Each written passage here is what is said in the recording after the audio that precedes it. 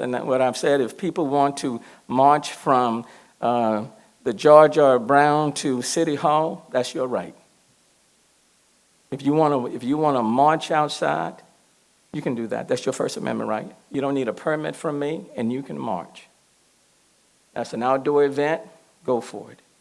But it's a different thing when you're talking about an indoor convention, 2 to 3 days, where people are in close proximity every single day, most of the day, okay? That is a different deal. But if people want to march from the George R. Brown, from Discovery Green to City Hall, you can do that. Dr. Persse, you want to address that? Because I've heard that several times. So when it's an indoor event, it's clearly a different environment. When it's a 3-day event, it's clearly different from a several-hour event.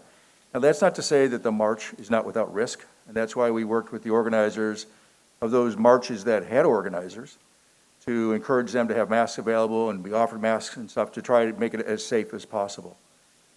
But from my standpoint as a public health authority, I can't stop a protest on city streets. I can't write a control order to stop that because of the way the law is written. So any thoughts that I should have taken action at that point, that the law just doesn't allow me to do, it's just not practical. If I had written an order that thou shalt not gather at the Discovery Green, they would have said, okay, then we're going to walk down Walker Street. Okay, so then, okay, now you can't be on Walker Street. Okay, we're going to go over to Lamar. I mean, it just becomes a ridiculous, paper chase, and you can't do it. So there was no real way for me as a public health authority to do anything about it. But we did work with the organizers to do what we could to make those marches as safe as possible. And I think everyone there knew that they were taking a bit of a risk in doing that.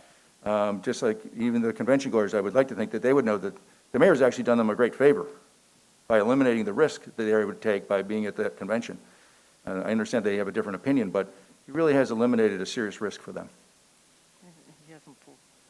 And Mara, please understand, when people are marching or demonstrating, they are walking, they are moving. Nobody is making their breakfast or serving them. Nobody is making or serving them lunch or making and serving them dinner. Nobody is making up their beds and cleaning their rooms.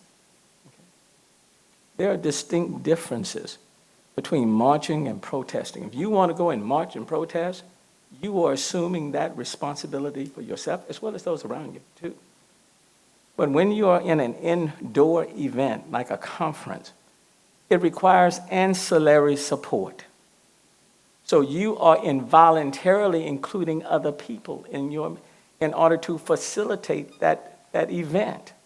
That's the difference.